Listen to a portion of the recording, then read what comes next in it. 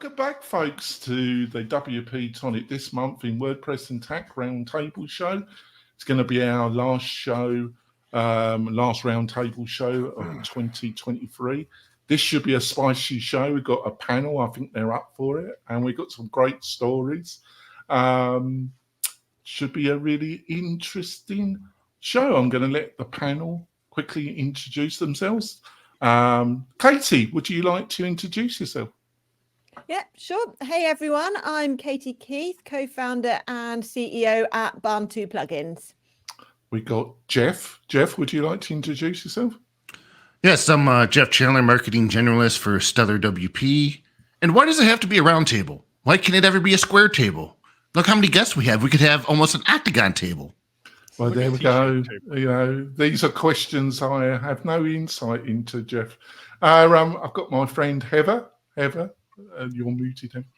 Yes. Hi, I am Heather Wild-Renzi. I am the CTO of The Difference Consulting, also known as the Unicorn Whisperer. Yes, the Whisperer. Hi, I've got the goat of WordPress. I've got Spencer. Spencer, would you like to introduce yourself? It's Spence from WPLaunchify.com and SpencerForeman.com. And I've got my friend Chris Badger. Chris, would you like to introduce yourself? I'm Chris from Lift LMS. If you're watching this live, this is the last day of our Black Friday all November sale. And my podcast is called LMS Cast. Right, that's superb. And I've got my normal co-host, Kurt. Kurt, would you like to introduce yourself? Absolutely. Jonathan, my name is Kurt Von Onen. I own an agency called Mañana No Mas, a podcast by the same name, and work directly with Chris and Jonathan. Yep, and we're going to be talking about Sam Altman, OpenAI, Sarah Gooding leaving the tavern. Whoa, shock horror. We got the master of drama, Elon Musk, and we've got a couple other stories if we can fit them in. We got a rogues gallery of tech people and things to talk about. But Somehow I don't think we're going to get there. No, I don't either, actually. But before we go into the meat and potatoes of this great show, I've got a couple of messages from our major sponsors. Tired of hosting providers that can't handle high traffic loads? Conversio is here to help. Our platform can handle any amount of traffic, all without slowing down or crashing. With immediate Slack support, performance optimization, and a team that thrives on resolving technical challenges, your e-commerce business is in safe hands. Learn more about Conversio at conversio.com. We're coming back, folks. I also want to point out we've got a new sponsor, OmiSend. OmiSend is a text SMS plugin for WordPress. They had a great offering on Shopify, but they've seen the light and they have moved into WooCommerce. They're offering a great offer to the tribe. To find out about this offer and all the other sponsorship deals and offerings, all you have to do is go over to wp-tonic.com/deals, wp-tonic.com/deals, and you'll find a curated list of plugins and services there. What more could you ask for? Probably a lot more, but that's all. Cash. Yeah, cash, yeah. Just send me cash, sponsors. That's all that works. So off we go. Sam Altman firing and return to OpenAI. So Heather, I'm gonna ask your input on this first. Just put this to you. I thought there was in my twisted mind, Heather, I saw great linkage between this and the hot mess, which is WordPress. To me, kind of mixing open source with $900 million of VC investment is a similar situation to OpenAI. Just, you know, the two things are incompatible, so it always ends up in a hot mess, doesn't it? What do you reckon, Heather? That is an excellent parallel there, Jonathan. So from just for the people that are not deep into understanding what the Sam Altman OpenAI situation was, basically what happened was there was a coup by the board where of OpenAI, like OpenAI is a nonprofit. It is not a for-profit company, but it does have a separate arm for like a capped investment arm. That means that they can raise money to help them to help forward their nonprofit aims, because it is extremely expensive to do the kind of research that they're doing. So they have a completely separate entity to raise money for their nonprofit that eventually will be like a commercialization. And so Sam Altman has been raising a lot of money for that, because OpenAI is a very like hot commodity. However, OpenAI is a research nonprofit organization at the heart. And the scientists that work for OpenAI got together because of a lot of the research. A lot of the things that they are discovering, they feel they were concerned that Sam Altman was commercializing them too quickly, or that they might end up being commercialized because there would be a conflict of interest, because he is shock horror. because he is the CEO of both the nonprofit and the capped financial like investment arm. However, the CTO of the nonprofit, Ilya Sutskever, led this coup and had Sam Altman removed from the nonprofit, from the board as the CEO. But 2 days later, after speaking it out, or 3 days later, they realized their mistake and brought him back in, because basically what had happened is kind of like the people that are not at the CEO level, that are not at the C level, they don't quite understand that you don't tell the board everything quickly. Like the idea is the board doesn't need to know everything that's going on inside the company right away. And the board was like upset that Sam was keeping things from them. But the thing is, I mean, everything in a research facility, until it goes to peer review, once it's ready, once it's a research thing that is ready to go to peer review, at that point is when it should go to the board. And the things that they were afraid that he was going to commercialize are things that were preprint. And well, it was a little bit stronger than that, because the wording, it was diplomat, it was worded, but the wording is basically in more basic languages that you've been lying to us, isn't it? Well, that's what the board said.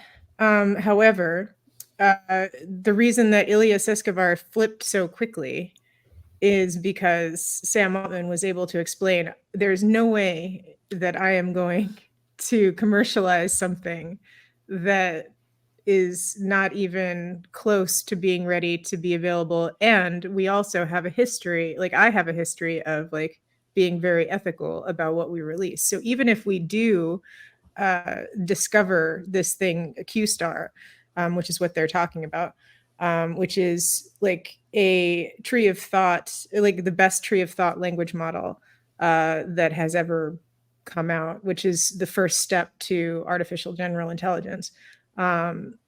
They may decide that it may not be something that they commercially release. So like they will release, like they're in the preprint study of it right now. Heather, this is, well, I want to point out Heather knows personally a lot about this, but she's also married to an expert in this field.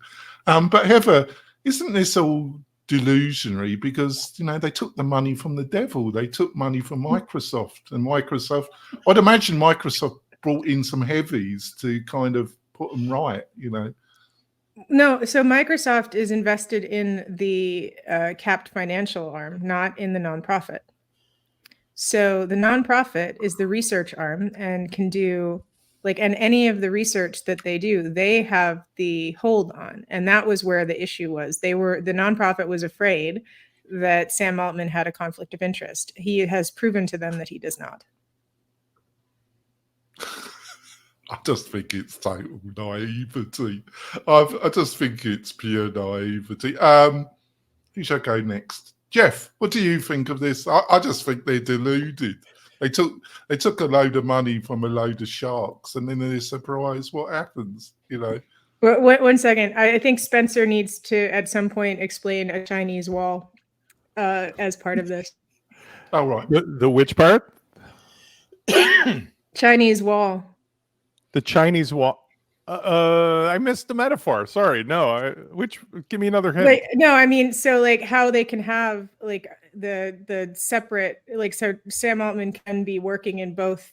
But oh yeah. Well, I mean, I think I understand what you mean. Like the basic takeaway I have for this, which is interesting, is first of all, the idea that there can be an open source thing is familiar to all of us, but then the same conversation I had the other day here in WordPress is applicable. Sam Altman has the hearts and minds of all the people who work at OpenAI, as exemplified by the fact that when they canned him, or whatever they called that, 79 out of 80 or 790 out of 800 were like, we're going.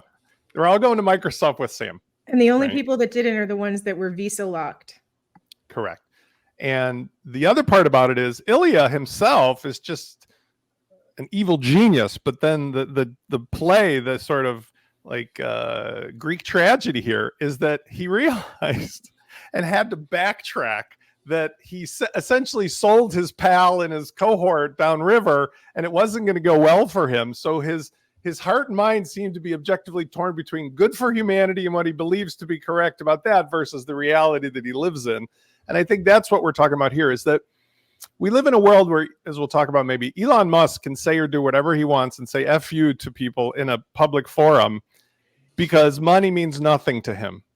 And at the same time, Sam Altman has made comments because he is he's just a genius who came up through the Paul Graham ranks, who's like, I don't need money. I work here for free because it's like really interesting.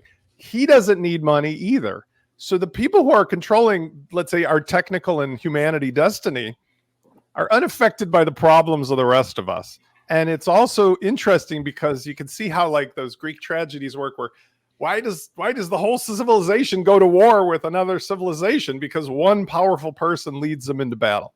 And that's where I see here is that there's no right answer, no simple answer, but like it's very intriguing to me because I get the benefits of AI. It's intriguing to me how much the sexy allure of the profit margins and the things that can be done will pull the, good for humanity causes over the line, because like nobody knows what's good for humanity. We just know that capitalism is the most powerful magnetism in our existence, So Jeff, what the way I see how this has worked out, Jeff, is that old Sam has different buckets of key players, and one bucket he tells them whatever they want to hear, and then he goes to Microsoft and he tells them what they want to hear, and then he get the reporters, he goes and tells them what they want to hear. And it's a bit like the great leader of WordPress. He just goes around telling different buckets of constituencies whatever they want to hear, and a lot of the time that pans out, and but sometimes it bites you on the back because you're telling different people different things. You're not lying, but you're just massaging the reality of the situation, aren't you? That's the way I see it. And I just don't think it went down in the end. Whispers came back to the board, and they've had words with him previously, and they just had enough of it. What do you reckon, Jeff? Do you think I'm on the right track? Yeah, that sounds familiar. The whole Sam Altman thing, I just went through the whole week, and first he's gone, then he's back, then he's gone, then he's back. I'm like, what kind of revolving door do they have over there? But yeah, I think Heather and Spencer nailed it. Rightio. So, Chris, got any comments, or shall we got any comments about this? I would just say on the macro, it's really interesting because a year ago, most people outside of a small tech circle had no idea who Sam Altman is. And I've seen during all of this, so many people talking about this issue. It really makes me realize the scale and how big this AI thing is, not just from a technology standpoint, but from a cultural standpoint. A lot of people are really interested in this. So it'll be interesting to track Sam Altman over the next 3 years as he now has all this fame and influence to see what he does. So, Kate, what do you reckon when you take $90 billion of investments from some of the biggest corporations and VC sharks in Silicon Valley? How do you end up with the naivety that thinking that you can run it as a non-profit, with the best intentions of humanity, when you've taken 90 billion from people that wouldn't even understand what that concept means? Did you say Katie or Kurt? Katie. Right. Sorry. I think that's how it works. These things couldn't happen without the money. Same with WordPress. It's got as big as it has largely because of the investment that's come in from the profit-making side of it and the powers that be centrally. But and yes, of course, there is an inevitable tension and a line that must be drawn. But the fact that there is this charitable / open source / whatever side to each of those examples in your analogy earlier, WordPress and OpenAI, adds that essential, the checks and balances. So if it was just for profit, then there wouldn't be any kind of accountability, would there? At least the existence of that helps to hold it back, and while giving the free side of it the investment it needs to grow. Well, there's one way. I totally disagree with you, actually, Katie. I think it's just fog and mirrors, basically. I think free enterprise needs government and regulatory supervision, because if you allow it to just go wild, it tends to destroy itself. But on the other hand, the only purpose of capitalism is to make money to its investors, and trying to make out it's something which it isn't is delusionary, as far as I'm concerned. What do you reckon, Kurt? As I read these articles and I listen to us talk, the thing that just keeps circling around in my head is how many really important issues or really important things in our society or the tools that we use are really managed by a handful of children. How disconnected could a board be to let a cat loose that has such a high percentage of the employee backing, right? Like, how disconnected were they to make that decision in the first place and then go, oh crud, we messed up? Or it's when I look at such a small handful of people in charge of something so big and so powerful, you're like, wow, what are we in for next? Well, I think you've got a good point there, Kurt, because the naivety of that board to act against Sam without talking to one of the largest investors in the private side of it, i.e. Microsoft. Seemingly, they didn't inform the CEO of Microsoft until about, you disagree with that, Heather? So, I mean, they had received a letter signed by the most senior researchers and the CTO in the company, and they had spoken to employees in the company. And as if they had let any of the outside people know, like they did let Satya Nadella from Microsoft know before they let Sam. But I mean, it was a matter of minutes. And the reason for that is, like, when you're doing something like this, it has to be like quiet, quick, and done. But I mean, it's not like the board didn't speak to other people.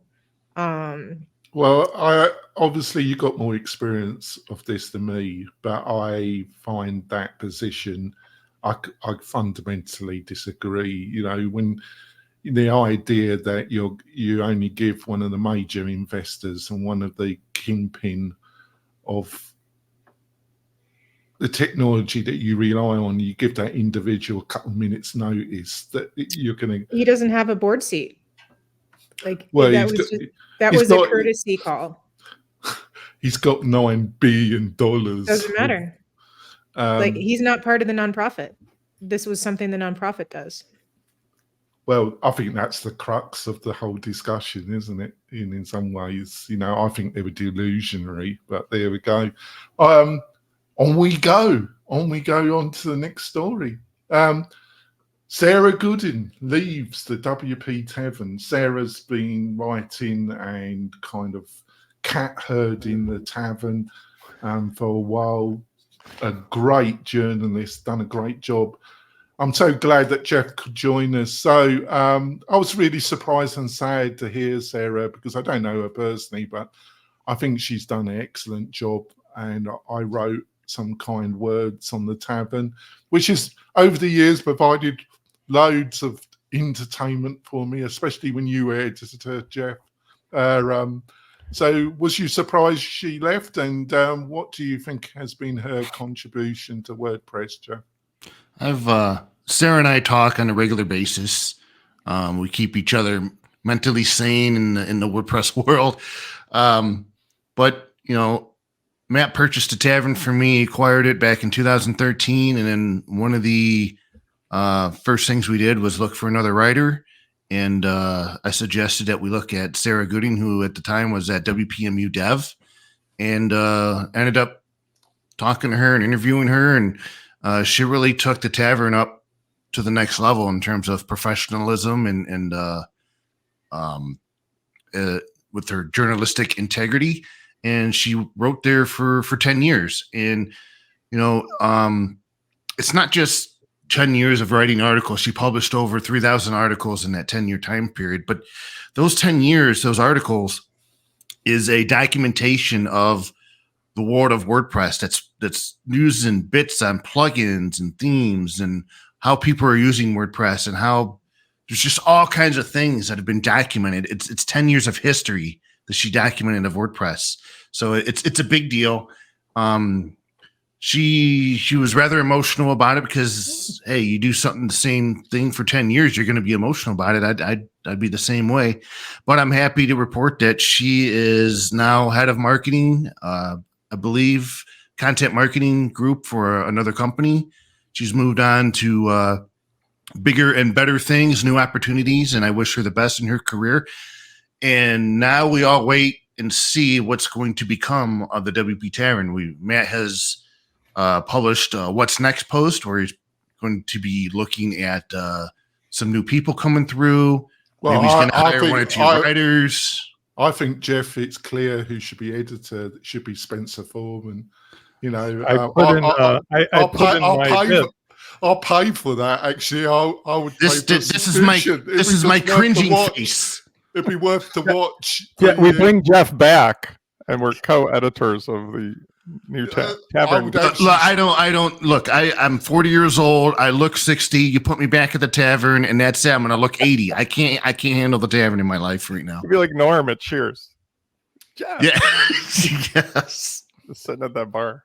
Can you imagine it? Spencer Foreman is the editor of the tavern. It'd just be delicious. All jokes aside, yeah. when Sarah first said months ago, like they're looking for writers, I sent in a submission because I've written and been on other stuff like, you know, around the community, and I got crickets. And then when Matt and I talked, I said, Matt, I'm interested. Crickets. Now, I would actually take on the task. I'm not saying I would do as good a job as Sarah. It would be my own version of it. But what I see the tavern as being is it's literally like Cheers for everybody who knows WordPress. So, you know, Woody or Sam or Norm or all those, if ever watch those shows, they may all be changing faces, but the thing stays. So I'm not saying I want to do it as a primary income source, but I definitely feel like the world we're in definitely needs something like the tavern. And one of the things that we joked about here often is Sarah herself is impeccable as an author and a journalist, but the tavern was just fluffity fluff. Like just the topics were 9 out of 10 topics were. I think there's two alternatives. Either make Spencer Forum the editor, Willy Wonka. We could use more tavern. There's two directions you could go. Either make him or make Willy Wonka the editor.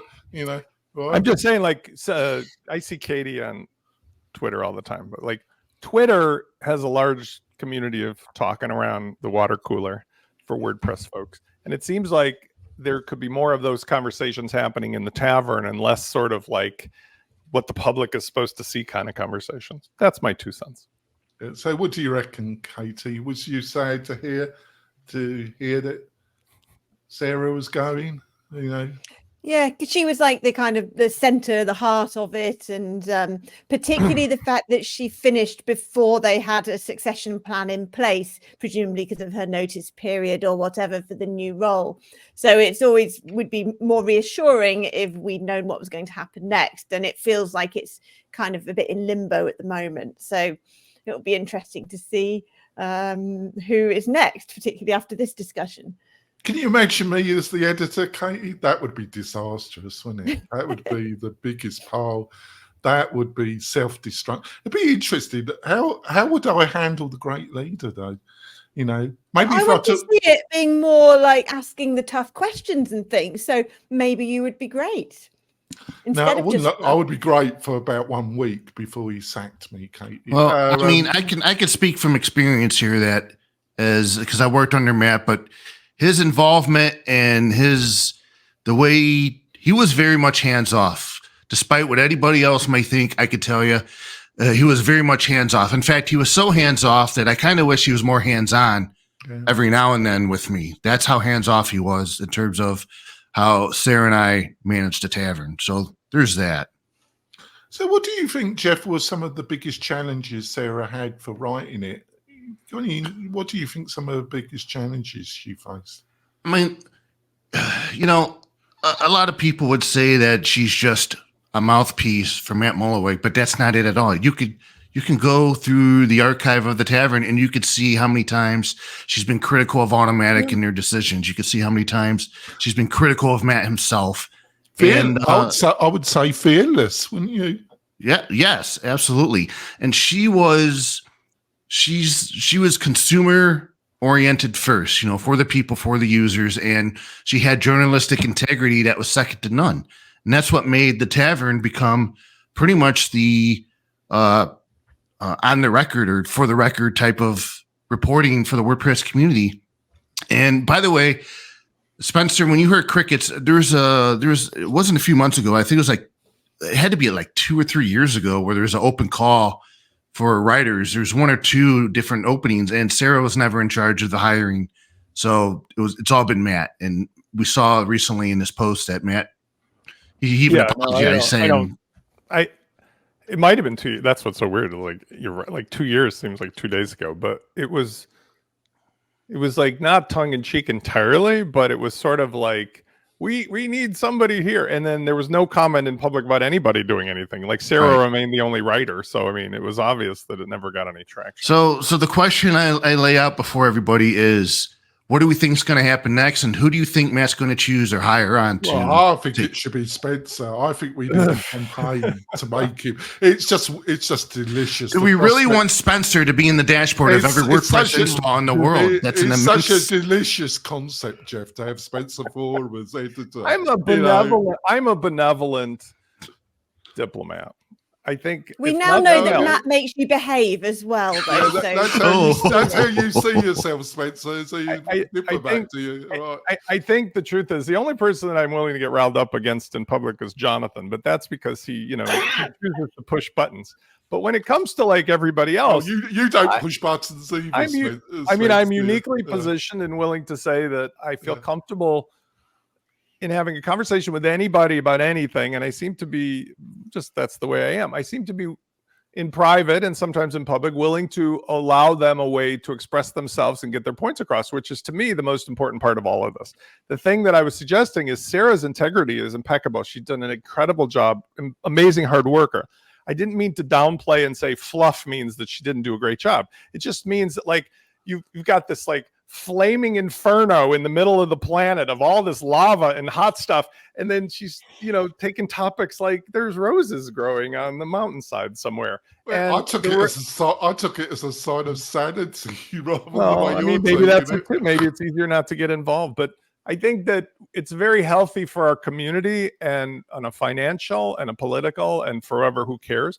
I think it's healthy when we discuss our stuff in a public way that lets everybody else understand that we're just human beings having figuring it out.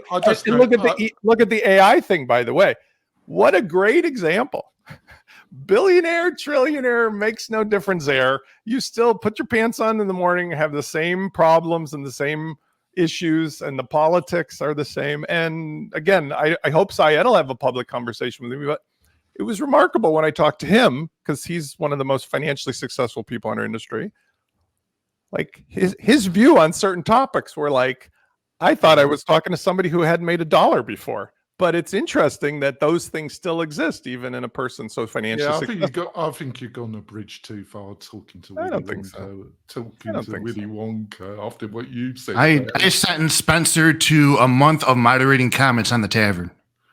Yeah, I would not do that job because I'm good at trolling. That comes with That's it. what I want to see. I just want to. It's just a delicious. It'd be like the soup Nazi in Seinfeld. Like, yeah, just delicious concept. Spencer on the comment page on the tavern. So I don't think it pays me well enough.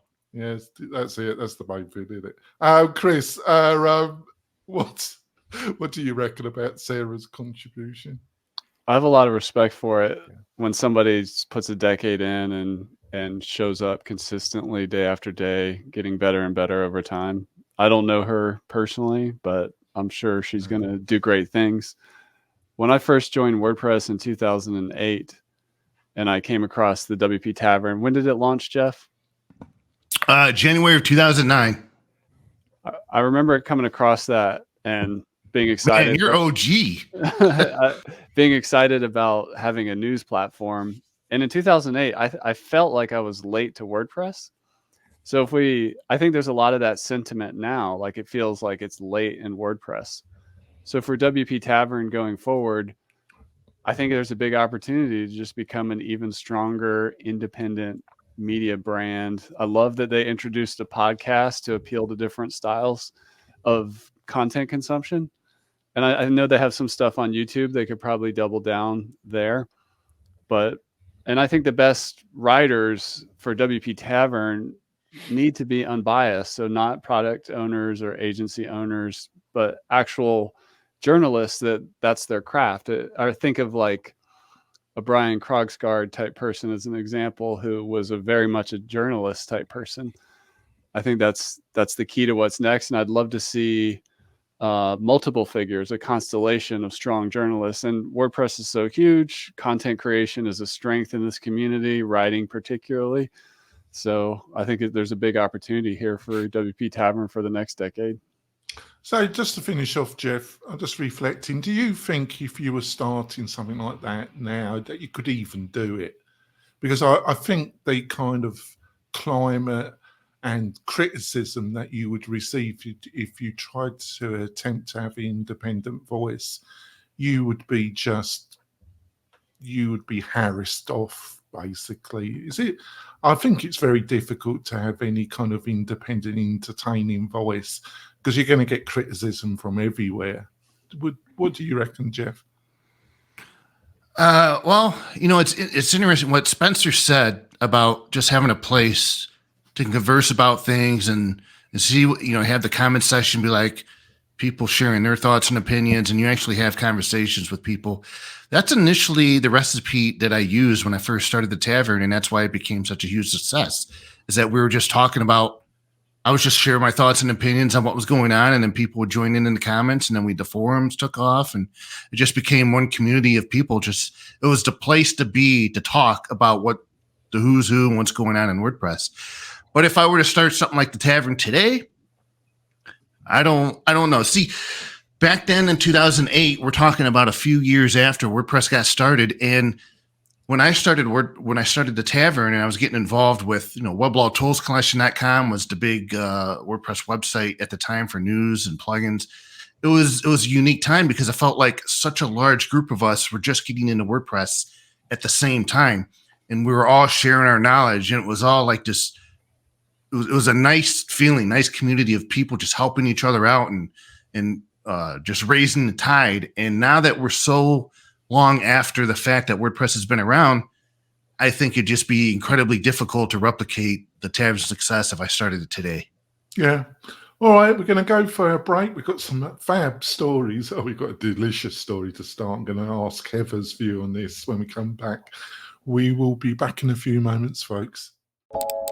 This podcast episode is brought to you by Lifter LMS, the leading learning management system solution for WordPress. If you or your client are creating any kind of online course, training-based membership website, or any type of e-learning project, Lifter LMS is the most secure, stable, well-supported solution on the market. Go to lifterlms.com and save 20% at checkout with coupon code podcast20. That's podcast20. Enjoy the rest of your show. Coming back, folks. Got another new sponsor. Got Cloudways. They're sponsoring the show for a while. They got a great special offer, 40% in November and December. Go over to the WP-Tonic, WP-Tonic.com/deals, and you'll find the offer there. Thank you for your support, Cloudways. So on to the next story. Oh God. Elon Musk. Elon Musk has been at it. So Heather. It's not the greatest idea to tell one of your biggest advertisers when he's in the audience to go F himself, which he did a few days ago, didn't he? I think he told the CEO of Disney what he could go and do for himself. What's going to happen? I only see bankruptcy. I imagine that's his plan in a way. What do you reckon's happening, Ever? Well, whatever he's doing, it's working because X, Twitter, whatever, has a higher viewership or usage than it's ever had ever. And more than Threads and more than I mean, TikTok obviously overshadows it. But I mean, of Threads and Facebook, like Meta and all that, like, I mean, it's getting more people on the platform, whether they're going to pay, like probably not, but he doesn't care. Like he wants, like, I mean, I said this when he bought it, that like he was trying to be the new Hearst. He wanted a place where people would come and hear what he says as soon as he says it. And that's what he bought. And I mean, yes, things need to make money, but not everything needs to make money. Eventually, like if you look at the modern day robber barons like Elon Musk, like the reason that they're making so much money, so much more than anyone ever has in the world, is because they are not focused in one industry. They have control of every industry. And this, sorry to interrupt, Heather, but isn't it a bit worrying? Obviously, you've got somebody that's highly intelligent, and is he? Well, that's yeah. Well, I think he's not. I think he's pretty intelligent, but that way. But he's at a slight disadvantage because he's mad as a box of frogs, isn't he? I mean, I think he has. I think he's highly functioning, like autistic. I think he doesn't have like a very high EQ. I wouldn't say that he's mad. I wouldn't say that he's. I mean, I think that he literally doesn't care what other people think. And I think that this use English term is bonkers as a bag of frogs. No, I wouldn't say that. I think that he doesn't have, like, I think he like literally like does not have the thing in his brain that makes him care what anyone else thinks. I think he never has had that. And that's part of what makes him who he is. Because he doesn't care, like because he gets fixated on specific things. I mean, just think about an autistic person that gets fixated on one particular thing. Like for him, it was like specific books. Like he wanted to see the world of a book when he was a kid, and like he's focused his entire life to make that happen. and all of the things that needed to need to come into place in order to like make the dream world that he wanted to live in happen, he's doing, because he got focused on that really early in life. Right, there we go. All right. So, Chris, he's made some statements. You know, I see him as, I thought myself there was elements, but I now consider he is the Henry Ford of the modern era.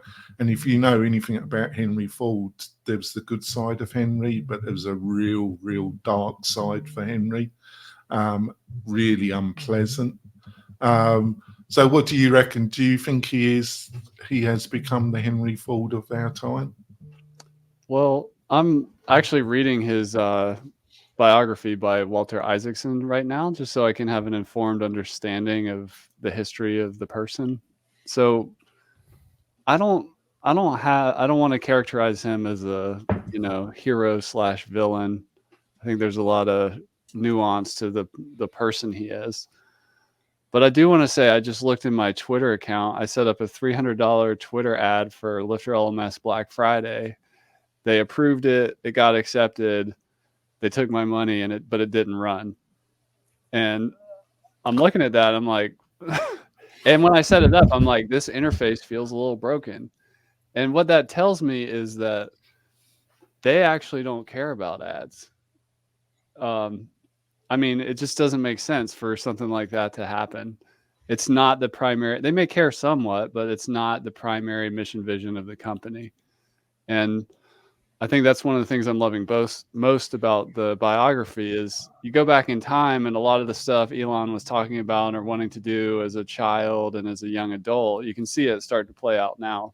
So I just recommend, if you do want to really get a nuanced view of Elon and not just look at headlines and stuff, go check out that biography. It's really well written. So, Spencer, I listened to Scott Galloway's monologue on his podcast, The Line. When is enough enough? When is somebody's behavior so egregious that you can no longer be linked? What are the boundaries, Spencer? I saw an article about Rockefeller, who has a lot of interesting things. I read his biography, his early years, but one of the things people don't realize about Rockefeller is Rockefeller was responsible for the problems of our medical system, pharmaceutical industry, and in particular the healthcare system, because he figured out that there was a whole world around the turn of the century of like natural medicines and homeopathic stuff and things that were available to normal people. I mean, obviously very low tech. He discovered that you could make petroleum-based pharmaceuticals. Everything else that followed was an example of what happens when somebody becomes so far removed financially from the rest of society that they can unilaterally decide what the humanity's destiny is. Rockefeller single-handedly destroyed the homeopathic industry in favor of these petroleum products, which were later found to be carcinogenic. So he then created the American Medical Associations and the things that controlled how doctors were trained, and the lobbyists and all these large, everybody from Moderna to Merck to AbbVie. I didn't know. I have to study this. I didn't know this. It's fascinating because nobody would put two and two together. But this one dude who had all this other things coming, who came from poverty, his early life was literally on a ranch in the middle of nowhere, and his father left. The point is, that's what we're dealing with. We're dealing with somebody who has now said what everybody already thought. F you, I'm untouchable. Money means nothing. Your money's no good to me. Because he lives essentially the life of a hermit in a trailer while he's got billions and trillions of financial capital dollars at his disposal, but he doesn't actually take the money because it's all virtual. He never has to worry again about buying a hamburger or French fries or, who's going to drive him to the airport. And he's got what Heather rightly pointed out. He's definitely savant or autistic in some way or another, which is how he's able to act in a way that, like, colorblind people, you can argue all day long with a colorblind person. They can't tell red from green from blue. They just can't. You can argue with Elon Musk all day long. He's going to see the world as he sees it, but now he's got trillions of dollars and half of the world's racists in his pocket for whatever he feels is our destiny. And there's other examples of that too, whether you talk about Bezos or you talk about Soros or whether you talk about the Australian family that controls Fox News. Everybody has at some point this person who's gone so far above the rest of humanity that they are essentially locking up our destiny. And by the way, this extends to government as well, like whether you're a congressman or a senator or what we're talking about now with all this disclosure stuff. It's all like, who is to decide for all the rest of us what's to happen? But if you get to that place where you're that powerful, everybody else is an ant. And you got a boot. I used to think Elon Musk with SpaceX. I thought Elon Musk was cool and very smart. Yeah. Then he bought Twitter. And now I think the guy is just a big rich idiot. I thought he was going to take us into space and Mars and everything. But now it's like, that's a side note, because he makes tons of money with SpaceX, but like there's never talks about the best good of humanity going to space. He just talks about it in terms of existential crisis that like maybe me and my buddies are going to get out of here when the going gets rough. I mean, that's what it feels more like now. Well, certainly Disney won't be covering it when he lifts off. That's for sure. When he took Battle of Titans, you ever watch a show? His family, him and his family are probably not welcome to Mickey Mouse Land, are they? He's not going to lift off. He's going to lifter LMS. If you There watch you go, Chris. Send the check. You got a better advert there, Chris, than your 300 on Twitter, didn't you? So you better send a check to Jeff. Watch a show like Billions, and you'll see how ridiculous this is. Because like when billionaires fight, like Billions was a great show for the first 3 episodes, and then you're like, this is the 4th day in a row you're threatening to destroy your whole empire over somebody saying your shoes are the wrong color. And it's like, normal people don't act like that. They have other problems to deal with, right? And that's what happens when you have too much money. You lose your mind. So, Katie, we got to disperse, but I think Elon is really very much like Henry Ford. Henry, the make of the modern car production, gave mobility to the average American. A committed anti-Semite that invested in a publication, a newsletter that went to over 6 million American households, that was just filled with anti-Semite, racist content. Individual that had connections with Nazi Germany that was really very lucky not to be prosecuted by the American government for treason. But the brilliant side of Henry, and then you got this side that's pretty unpleasant. What's your own view about it? I think him sharing a tweet and saying this is the actual truth probably isn't enough to say he is a committed anti-Semite.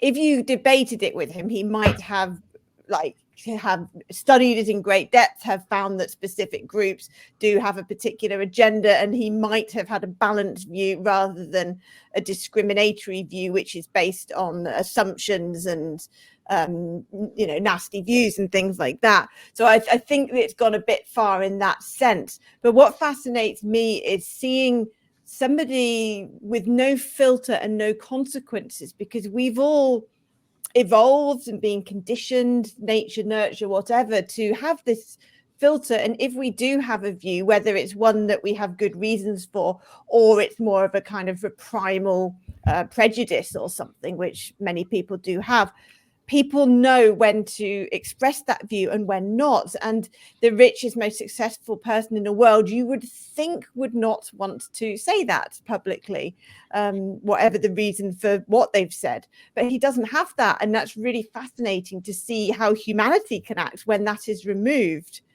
And it's like in the pub with his mates, then maybe you'd make these comments and then somebody would disagree and you'd debate it a bit. And you're like, hang on, you can't put all Jews in that category. But I've learned the hard way, Katie, you're approaching this in a very English mindset. What you've just outlined, you can't do in America anymore. You can't have in private or anywhere a balanced discussion with people. Those days are gone, Katie.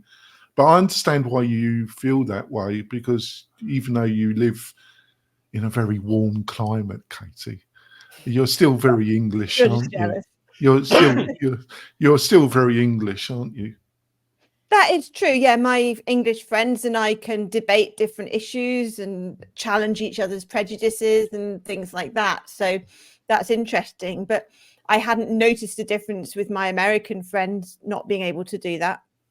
No, I think those days are far disappearing. So, Kurt, what do you reckon?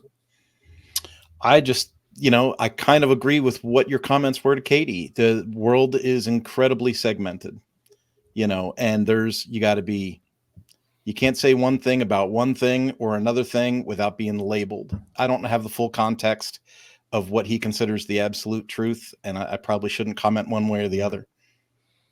No. So just to finish off, Heather, how do you see this ending up for Twitter X, wherever he wants to, is he, but you had a good point. The figure, the actual user base is going up. So, but financially depends on these corporate advertisers and, telling your one of your biggest advertisers to go and F off.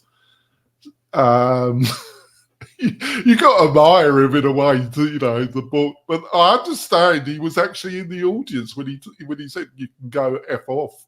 You can write this stuff. How do you see this ending up? Is it for Twitter, or does it mean more success for Twitter? I don't know. What do you reckon, Eva? I think that the point isn't how much money they make from people. The point is how many people he's going to reach with his words.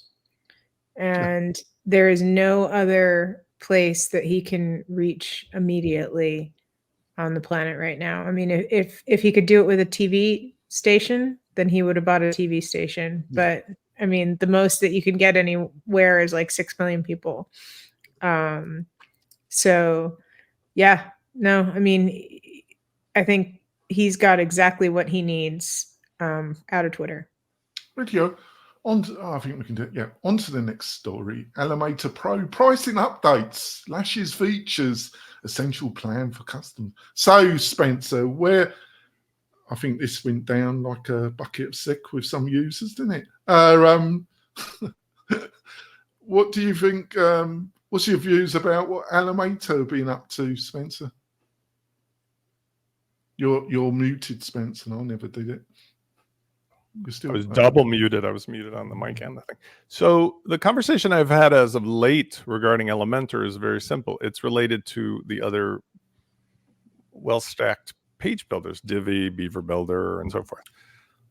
We all know that Gutenberg has reached the point, with the help of another stack of stuff like Cadence or Astra or whatever, the level where you've got a house with a one-car garage and you've got a modern electric hybrid vehicle in there.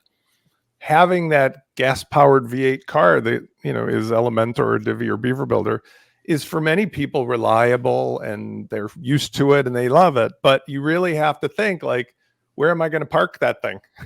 Because there's already a garage and there's a car parked in there that's just everything is related to.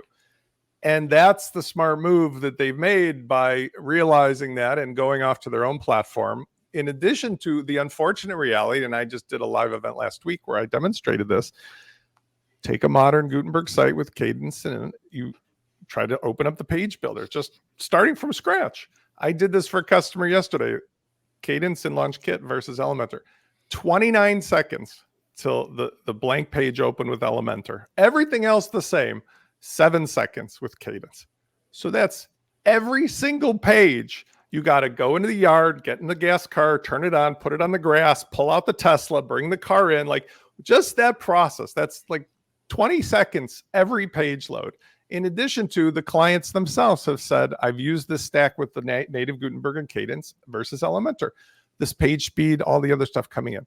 So when you combine that, the point is they really are a platform that you choose to use for Elementor first. By the way, it runs WordPress. And that's how it needs to be, because there's no way it's ever going back. And the same is true for Divi and Beaver Builder. And we talked about this when we talked about Thrive themes and everything else. They have enough of an audience. They don't have to think about it or worry about it, but they just might as well be Wix or Weebly, Squarespace, ClickFunnels at this point, that, by the way, runs WordPress, because there's no way you're getting that thing back in the garage. So, Chris, what do you reckon how this is going to pan out from? Because I've observed them and they seem to oscillate where they're going to go like full SaaS and then they come back into the WordPress, sponsor a load of activities around WordCamp. It kind of oscillates back and forth. Or is that the plan, basically? There's a theory in business called the diffusion of innovation. You know, the early adopter, early majority, late majority, laggards, and it's a bell curve. And in the early days of Elementor, they gave away more for free than anybody else in the page builder space. There were less competitors. They moved really fast, and they got huge market share with those strategies. And when a business like bell curves out and starts, I would guess, so I have no optics on their financials and haven't looked deeply at their users over time, but they're probably in the late majority phase. And what a business does at that phase, they have an opportunity to keep going up, but it's called jumping the S curve. They have to build on top of that. And maybe they tried that with SaaS and the fully hosted solution, but maybe they didn't get the jump they needed. Yeah. So I think you're making some excellent points there. Yeah, so you can lower your price. So they're also investor backed. So that money is looking for a return. So there's lots of strategies you can try there. But right now, to me, what they're doing, it looks like, is they're trying to push people more into the higher plans. And that's the current strategy. But just with the competitive landscape of it all, the ease of building websites, Gutenberg, it's just a lot of pressure. So it'll just be interesting to see how they navigate that over the next couple of years. But even still, if they're in decline, a WordPress business like this, Elementor users who've been using it forever and love it, it's not going away. We just might be later in the business cycle. So, Kurt, I think you love Elementor, but you've warmed more to Cadence, haven't you? You've said some frustrations with it, but I think it oscillates with you, doesn't it, Kurt? Oh, it sure does. There's it took me a while to adopt Elementor. I was late to the game. I really was in scope of looking at my agency and how I develop things over time. And now I've got a grip of people on Elementor sites. However, my latest projects were built in Gutenberg. So I've been focused more and more on the block builder. So the reason I'm saying all this is every now and then a client comes back from the past and they need help or they need some consulting or they need something. And I get into the site and it takes me a little bit to go, oh, that's right, this one's on Elementor. But there's something about, to a professional that knows the tool, that knows the features, that knows where the secret widgets are. It's when you need to do something, it's a very powerful tool. I don't think there's any denying that it's a wonderful, wonderful tool for certain purposes. Does it belong on every site, every use case? No. But there's a lot of things that it does quickly and efficiently that make it a powerhouse tool for a professional to use. And so, yeah, there's times when I get into it and I go, man, this is awesome. I'm so glad that I renew this every year. And then there's other times where, I just enjoy the simplicity of a good block site and just getting it done and getting it out. So, Jeff, what I reckon should happen is Elementor should merge with the chocolate factory. That would be a beautiful synergy, wouldn't it, Jeff? The best of both worlds in WordPress, wouldn't it? At this point, I'm for any idea that turns Spencer into a Oompa Loompa. I think he'd rock orange. Well, I think he's going to join the chocolate factory. I want to just clear something up. It's interesting to talk about. The conversation that I had with Matt in public is different than in private. And similarly, if Syed were going public, I bloody hope it was. But the thing is, I will say something that I don't think is hard to understand. Matt was very nonchalant about me recording. So I actually have the full private call of Matt, but it was we were going at each other a little, and it was very choppy, and it would have been very bad because we used specific names of people and so forth. And we both agreed it would be better to have that in public, but he just got short. When I spoke to Syed, I can say this. He was extraordinarily concerned and careful that nothing was being recorded and that his words didn't escape. And so when I spoke to him, I was able to be very candid, but don't kid yourself. Like, I would never throw him or anyone else softballs. But what I do think would be interesting would be if I could get him in the public space to talk about these things, because I don't think anything is resolved by me talking to him in private. I suspected what I suspected. He said in private what I suspected he was going to say and think.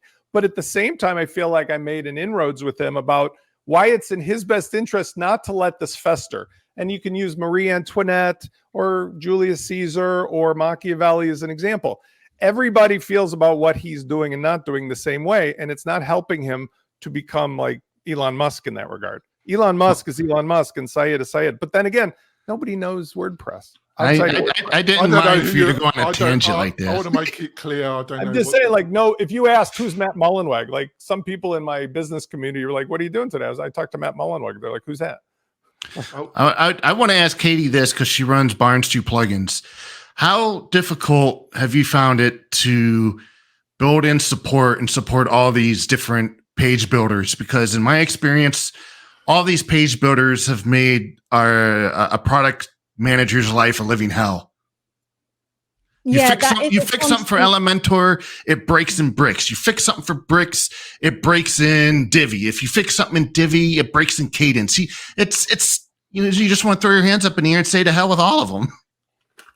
Which we have done, and the answer is very old-fashioned shortcodes. Most of our plugins are very dependent on shortcodes for that reason. We've built a few blocks, but it's not, I don't even know what. Okay, so I guess shortcodes are their lowest common denominator, right? Exactly. Yeah, Okay. they work in everything. And so sometimes we might have to do a few little tweaks for Elementor, but generally they work in everything, which is such a shame because we should have a module for Divi and Elementor and Gutenberg as an absolute minimum. But the development time, it just wouldn't be cost effective. So we kind of track feature requests and try and do it on an evidence base. Well, by the way, I love that. What Katie, they've been around since 2009, but I came to the same conclusion with launch flows and so forth. And I've been a big proponent of the fact that, see, shortcodes provide the universality that bulletproof those things against all of this middle layer of drama with the page builders. I feel like I'm a genius, even though it was just because I was lazy at the time. Building all the custom stuff for every page builder felt like I was working for them. And I'm like, F that, but not in public to Disney. I feel like a hero now because now, as long as the core team doesn't decide to rip shortcodes out like they did the other day, we're universal out of the box. Ta-da. There you go. Yeah, and there are compromises too. Like we're building central builders. So we've got some table plugins, and instead of doing a table building Elementor block, we're building it centrally on the settings page, and then you just have a short code, and it would actually be quite easy to have an Elementor block to insert it, but we cannot be bothered to do the whole builder in each platform. It's not worth it. And Kurt mentioned something earlier, and this is something that all these paid builders have done where in our Facebook group, for example, LearnDash, and maybe this extends well to Lifter. That way I'm not totally biased, but in our Facebook group, we have so many people who are saying that we're using Elementor or we're using Divi. And unless you have like at least a year's worth of experience of working and building sites using that specific page builder, you have no idea. It's like a junk drawer. You have no idea where that option is, where that widget is, what's going on. And they think that it's an issue with the actual product when really it's an option that's negated to the page builder theme. And it just makes supporting even like one-to-one support in a group, it's very difficult. Well, ChatGPT can help you with that. I'm going to end. I'm going to end because that's a whole issue around the yellow brick road that Gutenberg turned into. But we got We got light coming. So, panel, I think we're going to end it. So, Heather, what's the best way for people to find out more about you, Heather, and your You can find me insights? everywhere at Heathriel and heathriel.com. Katie, how can people find out more about you and what you're up to? Our company website is barn2.com. That's the number 2. And you can find me personally on Twitter at Katie Keith Barn2. Fantastic. And Jeff, how can people find out more about you? You can find me at Jeffro on X, if that's what he's still calling it these days. Sorry. And yeah, that's pretty much where I do all my bashing and my complimenting and everything else. And Katie, you got to refer to all of your products as part of a stable. I mean, it's right there. You got to do it. The stable. He's going to rename it. He's going to rename it FU. How can people find out more about you? Well, to connect with me, you'd probably want to do that on LinkedIn. I'm the only Kurt Von Onen on LinkedIn. I'm easy to find. And then Mañana No Mas is the company name, and that's branded all over. So Mañana No Mas is how you find us if you're looking to do something. And Chris, how can people find out more about you? You can find me on lifterlms.com. If you like podcasts for WordPress and e-learning and course creation, the podcast is LMS Cast, and I'm easy to talk to on Twitter as well at Chris Badgett. And Spence, how can people, the soon to become editor of the Tavern, how can people find more about you? I need, first of all, Jeff to send me an email what his mic setup is. I love your mic setup. It's really powerful. Otherwise, you can find me at editor at WPTavern.com or hello@automotive.com. I'm not kidding. I would subscribe tomorrow if you were the editor of the Tavern. I'll pay any money to see that. Otherwise, I'm agitating everybody over Spencer Foreman on any social media. So no Ian Foreman. Leave it off for savings. Well, this is going to be our last round table of 203. It's been an interesting year, to say the least. I think this panel... Yeah, I think this panel's done a fantastic job. I want to wish you and your family a great Christmas and a new year. We will be back in January with another monthly roundtable show. I've really enjoyed this one. Is there any money underneath this roundtable? You must be joking. Sponsorship. You know. Need to get a sponsorship out of bloody WordPress, people. It goes the other way. Blood out of stone, mate. You know about that. I think I do quite well to get any money out of them anyway. So we will be back soon, folks. Bye.